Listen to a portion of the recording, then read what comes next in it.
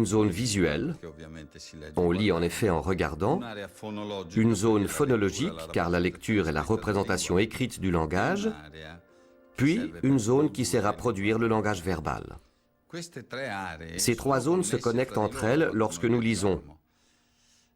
Mais lorsqu'il y a une petite anomalie fonctionnelle dans une ou plusieurs de ces zones,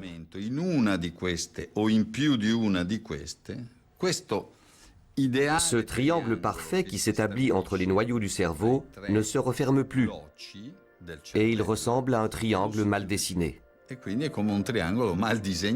Un triangle sans angle fermé.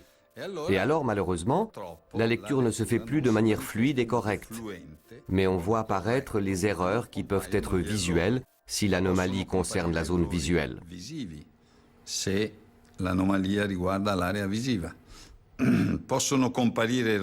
On peut constater également des erreurs phonologiques, si l'enfant a des difficultés à distinguer le F du V, le P du B, etc.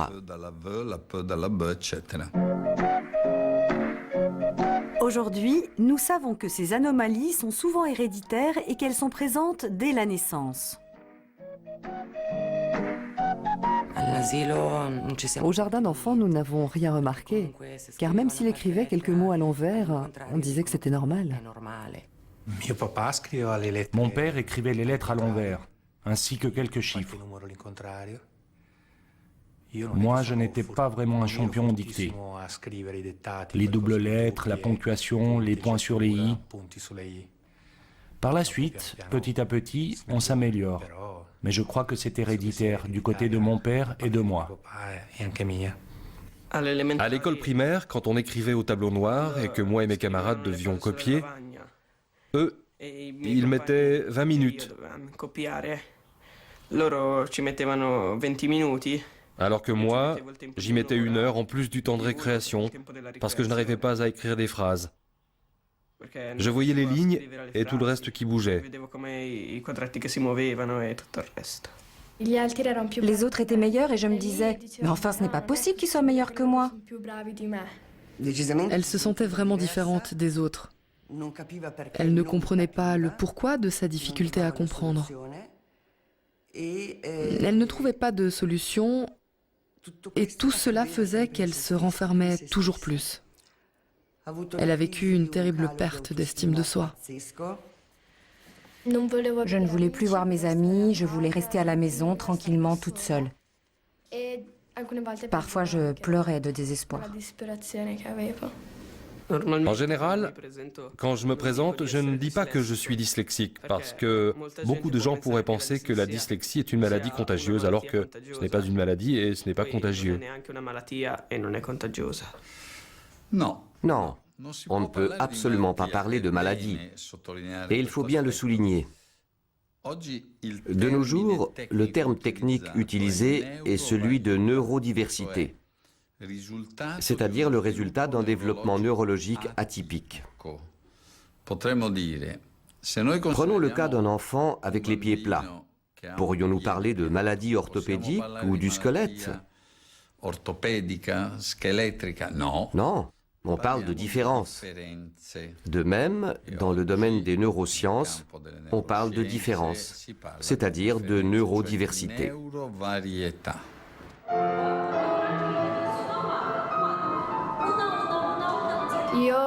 Encore maintenant, je n'utilise pas complètement la partie gauche de mon corps.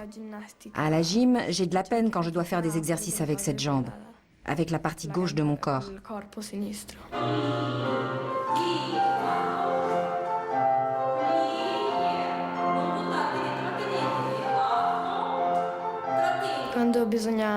Lorsqu'il faut sauter ou se tourner vers la gauche ou la droite, je me retrouve là à me demander « c'est quelle jambe? Qu'est-ce que je dois faire ?» Je reste plantée là et j'ai un doute.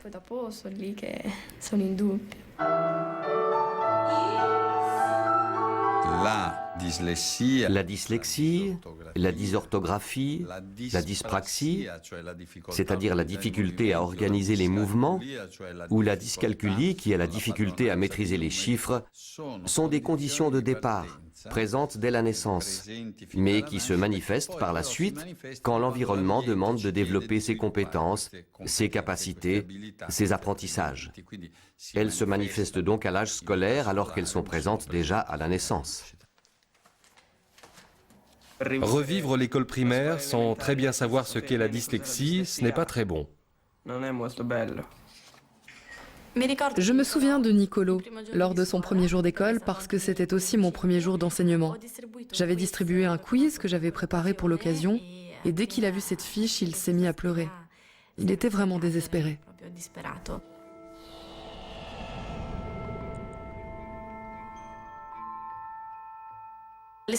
L'expérience avec Nicolo a été certainement très précieuse car elle m'a ouvert les yeux sur un monde, celui de la dyslexie, dont je savais vraiment très peu de choses.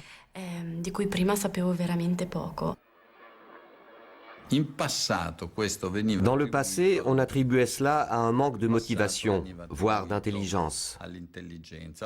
Aujourd'hui, on sait pertinemment que ce n'est pas ainsi et que cela a été clairement démontré. Les sujets dyslexiques sont par définition intelligents. Et la dyslexie est une difficulté d'apprentissage en attente, en rapport avec le niveau intellectif de l'enfant. Tous les enseignants savent que les enfants qui réussissent en lecture sont avides de lire. L'apprentissage provoque de la satisfaction.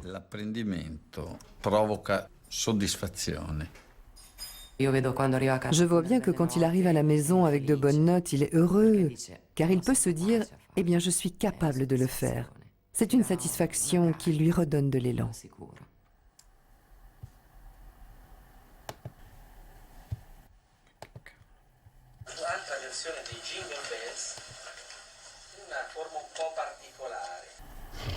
Au fond, le succès est le premier moteur qui pousse les gens à entreprendre quelque chose. Nicolo, quand il était en primaire, malgré sa dyslexie, avait découvert la musique.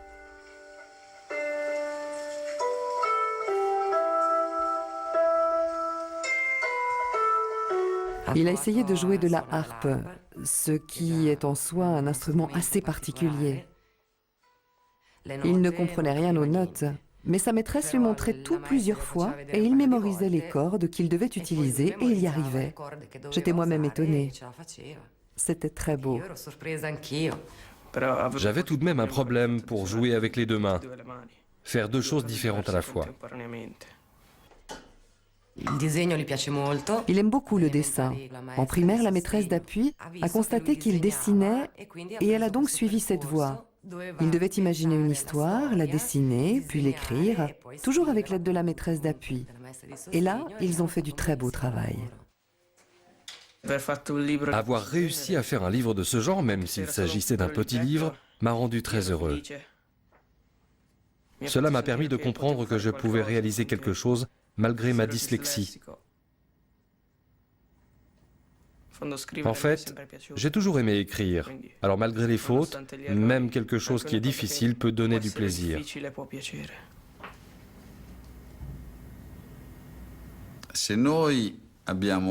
Et si la personne atteint un bon équilibre entre frustration et succès, elle se construit de manière équilibrée.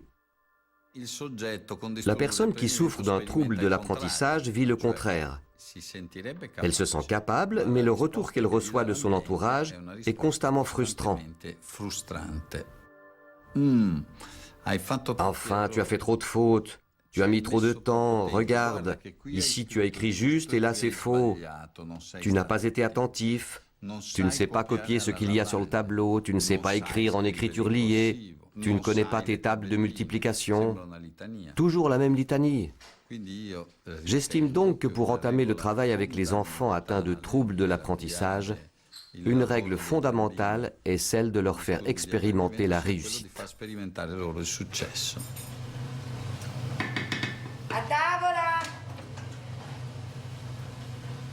Les enseignantes des classes primaires nous ont beaucoup accompagnés.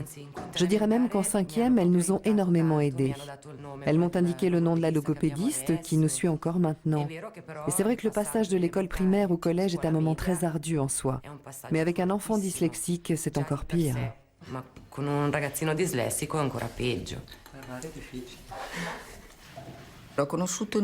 J'ai connu Niccolò vers la fin de sa 5e primaire. Je me souviens que nous avions eu une réunion avec les enseignants, sa maman et Niccolò. Et à partir de là, je l'ai suivi pendant tout le collège qu'il va bientôt terminer.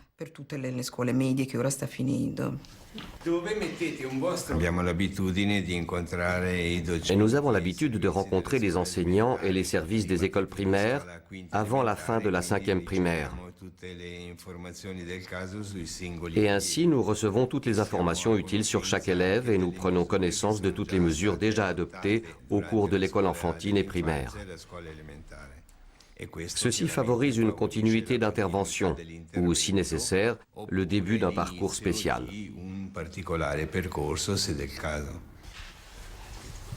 Au début, c'était difficile, car j'utilisais un ordinateur, et comme mes nouveaux camarades ne savaient pas ce qu'est la dyslexie, à leurs yeux, cet avantage était une injustice, et ceci m'agaçait. Dès les premières semaines, j'étais déjà démoli. Je ne voulais plus aller à l'école.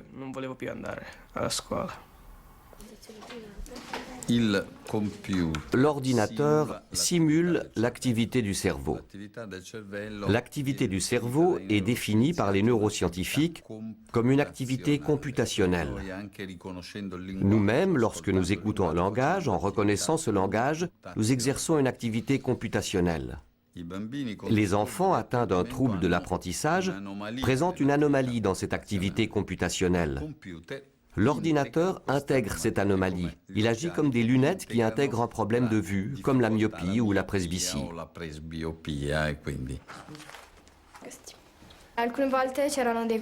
Parfois, il y avait des camarades qui se moquaient de moi, qui me disaient « Tu as de la chance, tu es la chouchoute de la maîtresse, elle te fait tout. Elle te laisse même utiliser les cartes et la calculette, alors que nous, on ne peut pas. » Mais en réalité, je ne suis pas la chouchoute. C'est que moi, j'ai besoin de tout ça pour m'aider. Si quelqu'un n'étudie pas, ne serait-ce que par l'écoute, même s'il a les règles mathématiques devant les yeux, il n'arrivera pas à résoudre le problème. Et s'il a une calculette, il ne résoudra pas pour autant le problème. S'il a un ordinateur, mais qu'il n'a rien dans la tête, il n'écrira aucune dissertation. S'il n'a pas étudié et pas écouté, il ne saura pas répondre lors des contrôles, même s'il s'agit de réponses à choix. À mon avis, il est très important d'étudier. Moi, j'étudie pendant des heures et le soir, je me couche tôt parce que je suis fatiguée d'avoir tellement étudié. Si ça ne dépendait qu'elle, elle consacrerait tout son temps aux études. Avec des outils de compensation, elle peut y arriver comme n'importe quel autre jeune, mais elle a besoin de ces aides sans lesquelles la montagne à franchir serait forcément trop grande. Céline a une maman qui s'est identifiée à son problème et qui la suit pas à pas. Ensemble, elles expérimentent l'usage de l'ordinateur, des schémas graphiques qui aident à mémoriser et toutes les stratégies d'apprentissage suggérées par les logopédistes, les enseignants ou tout simplement par d'autres parents. Ce sont des astuces qui m'ont été enseignées par d'autres personnes qui ont déjà dû parcourir le même chemin. Cette année en particulier, en 2e année de collège, c'est l'allemand qui commence et on m'a conseillé de travailler avec les couleurs. Les couleurs sont essentielles pour Céline et en allemand par exemple, tous les noms féminins, tous les die sont en rose, tous les das sont en vert et tous les der, les noms masculins, sont en bleu.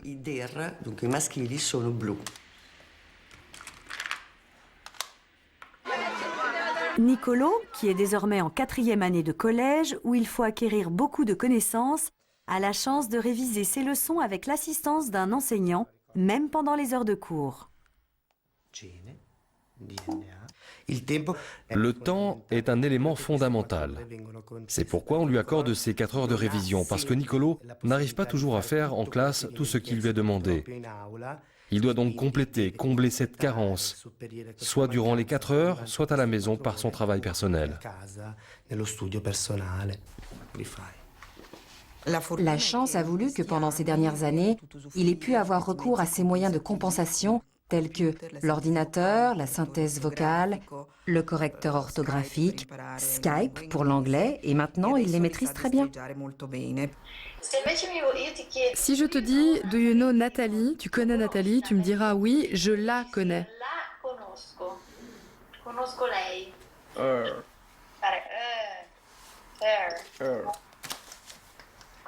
Il l'appelle « He calls her ». Il ne doit pas écrire. Elle lui dit des choses, il la voit, il voit aussi le mouvement des lèvres, il écoute et répète. Et tout ça est certainement plus simple. Dans une classe normale, il est évident que la maîtresse ne peut pas se tenir devant lui et enseigner seulement à lui. Avec elle, il y arrive mieux. Quand la mère de Nicolo m'écrit pour me dire qu'il a fait le test et qu'il a obtenu 5 ou 5,5, ça fait toujours plaisir. Et ça montre que les cours par Skype fonctionnent. Compte tenu de la nécessité d'apprendre de manière plus verbale, Skype est apparu comme la solution idéale, qui lui permet d'écouter, de devoir parler et de se concentrer plus sur la parole que sur l'écrit.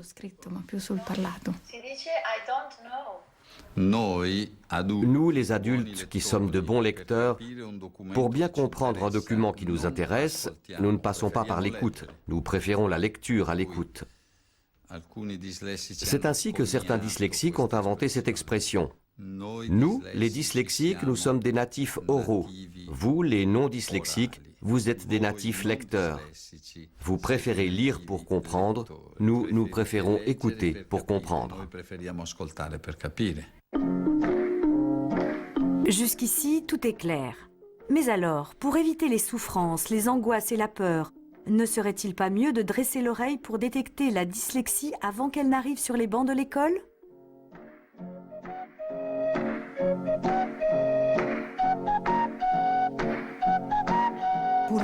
Malheureusement, il faut attendre la fin de la 2e primaire pour évaluer correctement une dyslexie, parce que l'enfant doit avoir appris au moins les bases de la lecture et de l'écriture. Toutefois, souvent, ces enfants présentent des difficultés déjà en bas âge. À l'école enfantine, ils peuvent manifester des retards au niveau du langage oral et l'on peut donc donner des indications aux enseignants sur certains exercices ou calculs qui peuvent être faits par toute la classe, mais avec une attention particulière pour ce type d'élèves. Il s'agit de jeux, de rimes, de jeux d'identification de sons ou de lettres, de recomposition de mots, des jeux visuels, des petits puzzles de lettres, qui de nos jours plaisent beaucoup aussi aux adultes. Mais ce sont toutes des activités construites sur une base scientifique.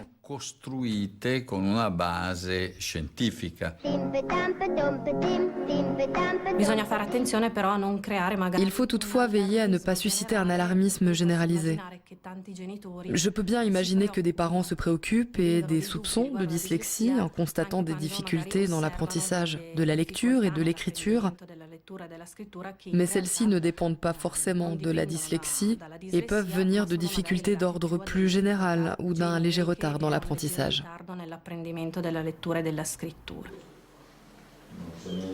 Ces dernières années, on a beaucoup parlé de dyslexie.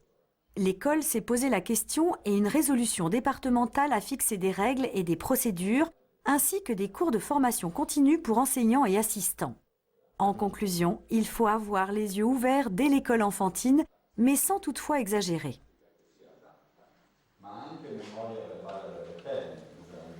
Je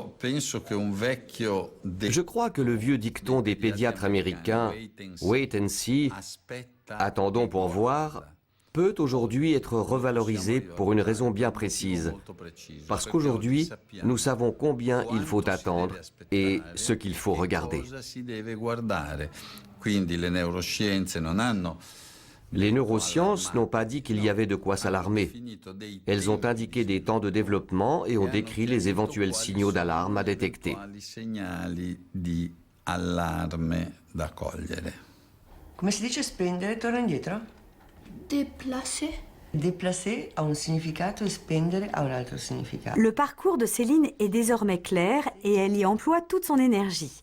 Elle est en train d'apprendre à utiliser tous les outils qui lui permettront de terminer le collège et regarder vers le futur. Je suis persuadée que oui, car même en étudiant avec la mauvaise méthode, comme une ignorante, elle a tranquillement réussi la première du collège.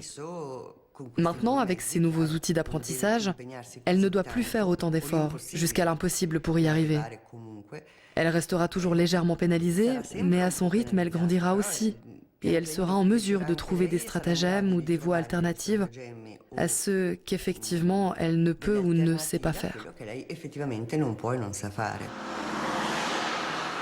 Niccolò est déjà en train de songer au futur. Pour lui, l'école obligatoire touche à sa fin et il se demande ce qu'il va faire quand il sera grand. C'est maintenant que les choses se corsent, en tout cas pour moi, car c'est difficile de comprendre et trouver ce qu'il pourra faire. J'aimerais aller dans un lycée artistique pour faire de la bande dessinée ou du graphisme. Tout ce qui a trait à l'art me plaît. Même si, quand j'étais enfant, j'aurais aimé devenir écrivain. Mais en faisant de la bande dessinée, je pourrais être à la fois dessinateur et écrivain. Dessiner, et pourquoi pas écrire. Mais un dyslexique trouvera-t-il sa place dans une école supérieure ? Nous avons eu et nous avons encore des expériences avec des enfants dyslexiques. Ils reçoivent un traitement personnalisé, cas par cas, et une fois ce type de difficulté reconnu, nous essayons d'intervenir au mieux selon les possibilités.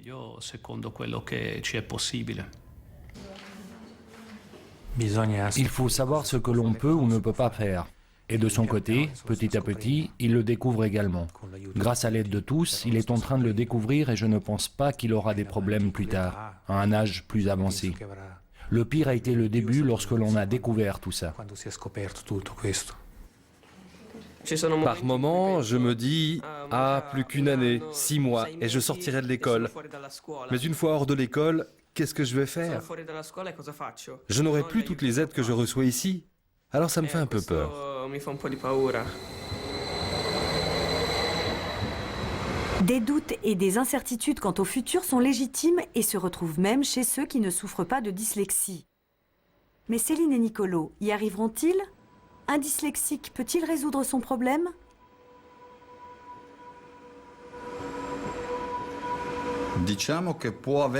Il a la possibilité de réussir ses études.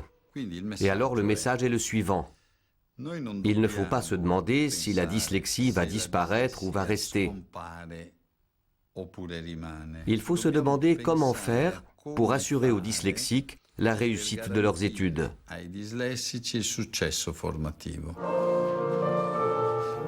Car nous savons avec certitude que si nous leur offrons les outils nécessaires, sans aucunement réduire les contenus, la réussite sera garantie. Le mot-clé sera donc « n'essayons pas de faire disparaître la dyslexie, mais veillons à contourner les différences d'apprentissage et à intégrer ces différences ».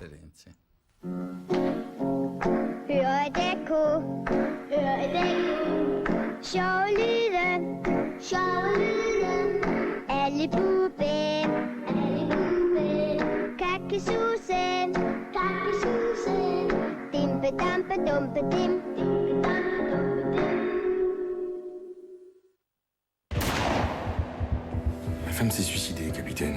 Elle s'est tiré une balle dans la tête pour être sûre de ne pas se rater.